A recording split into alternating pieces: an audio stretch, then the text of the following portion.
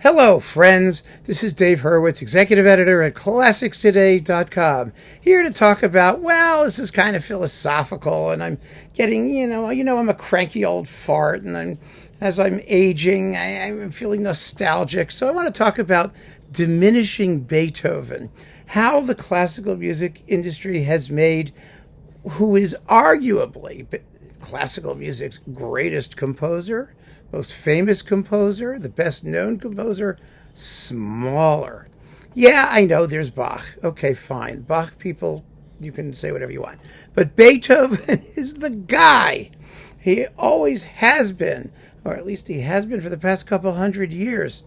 And I remember vividly when I was a kid, when I was really quite young, before high school even, my next door neighbor, was my best friend was my next door neighbor. He was my age, but he had an older brother. His older brother's name was Rob, in case you care. And Rob liked classical music, which is kind of a miracle. There were like two of us in two houses in a row in Milford, Connecticut. And he particularly loved Beethoven.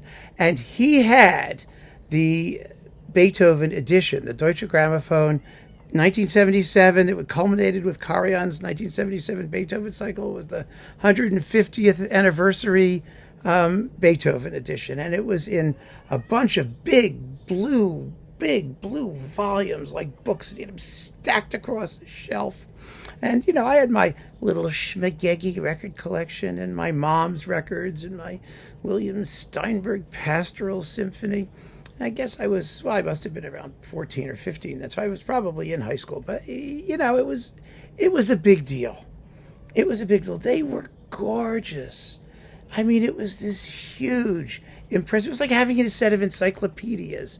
It was one of those things that was impressive by its size, by its design, by its amplitude, by its weight of meaningfulness that was visual. I mean, it had nothing to do with listening to the music. It was purely visual. And it said a lot about how important classical music was, what a big deal it was, how it deserved this kind of special treatment. And ever since then, it seems to me, Beethoven, and by implication everything else in classical music, has been getting smaller and more vaporous. Of course, having things in streaming services is the most vaporous of all because it consists of nothing except digibits or whatever. But that was one of those things that was really impressive. And even when you watched television and you had those, trashy collection things, I'm sure you'll recognize this lovely melody as Stranger in Paradise, that sort of thing, those collections. You had you had a statue of Beethoven there or somebody, and there was like lots of elegant Victorian or Edwardian furniture in the room, and it was, it was a big deal. They were masterpieces, and they were presented that way. Yes, it was a museum mentality. In fact, very museum, but it was nice. It was big. Important things go into museums, things worth looking at, things worth visiting. And classical music was something worth visiting. So, let's move on. Compact discs came out. Now, they were wonderful. Remember, Beethoven was the driving force behind the length of the original CD. What's his name at Sony? Designed the compact disc to house Herbert von Karajan's recording of Beethoven's Ninth. That was the idea. That was the concept. That's why whenever I mention that work, I have to be accoutred in a tie. I mean, there are things that are still sort of meaningful about that stuff. That was the raison d'etre behind the design of the compact disc. It was classical music, even though it wasn't making any money, and it was pop music that it dominates the industry itself. But there you go. When they had to come up with that parameter, they turned to classical music, and it meant something. And then there was another Beethoven anniversary on compact disc this time, the complete Beethoven edition, which I've showed you. It's in my bedroom over there. It's in a big lucite thing with individual CD boxes. It weighs a good 30 or 40 pounds. I mean, it's substantive. It's substantial. It's big, really, really big and cool looking. But I was downstairs in the overflow room going through Beethoven and stuff, and I was just thinking to myself, that was nice. It was a complete edition. And then, we had the other Beethoven year recently. And here's the complete Beethoven edition. Bloop. Yes, there were boxes. Some were bigger, some were smaller than this. This is the average Beethoven. This is the Access. It's the most complete of all, by the way. And that's what I think makes it valuable. It's not that it's not wonderful. I mean, it is. To be able to have it like this is terrific. But, we went from this gigantic thing, to this.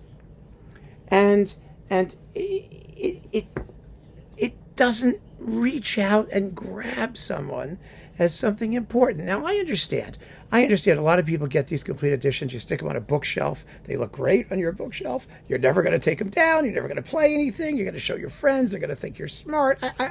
I get all the arguments about, the snob factor, the cultural factor, but that's part of what classical music is. Not because people are snobs and need to impress their friends with their culture or whatever, but because the music is important in that sense. That is, it deserves a level of special treatment.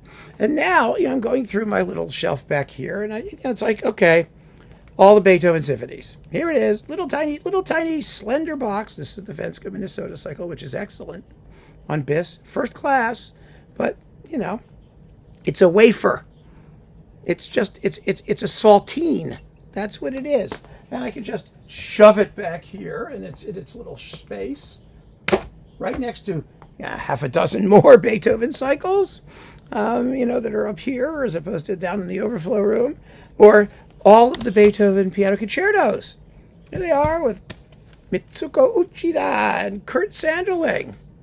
All 5 of them. And the variations in C minor. That goes like over here.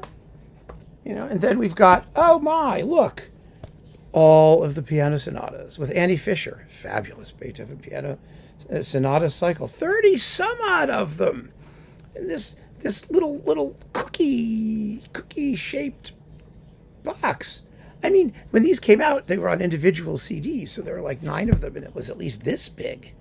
I have that down in the overflow room.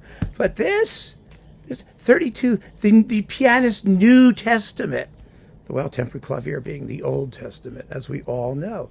I mean, the New Testament, music of biblical significance and import. And here it all is in this little Slim Jim thing here. That goes over there. I mean, it's enormously convenient. It is. It's wonderful. It's amazing that you could grasp this and have the man's whole life in a little compact, little boxy. But it matters.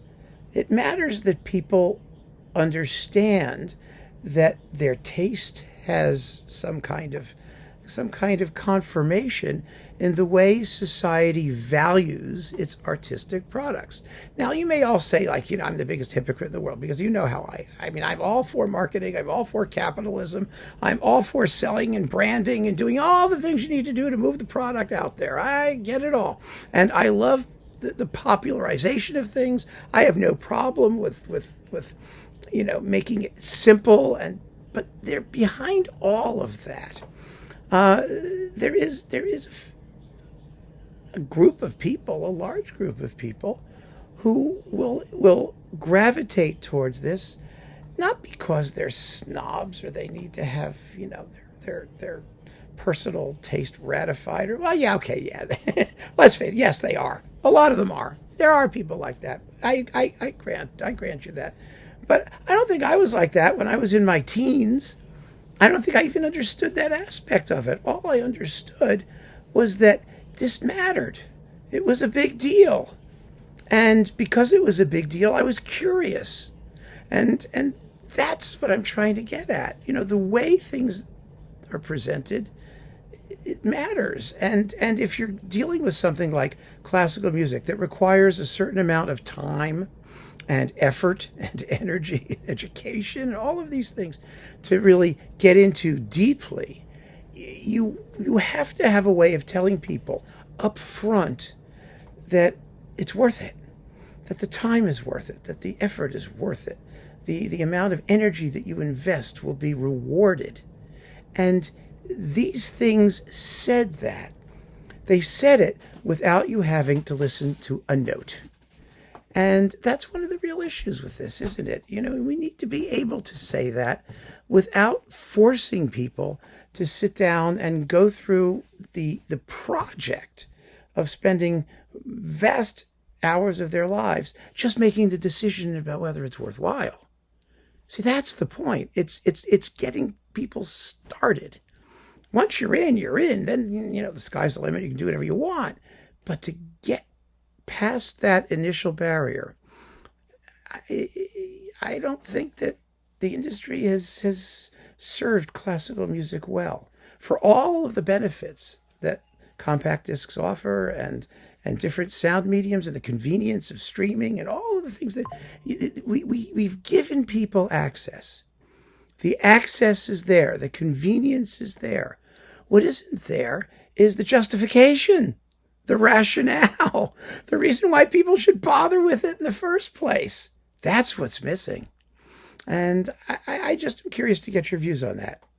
I was thinking about it and thought I'd share it with you. So let me know what you think. And keep on listening, friends. Thanks for joining me. Take care.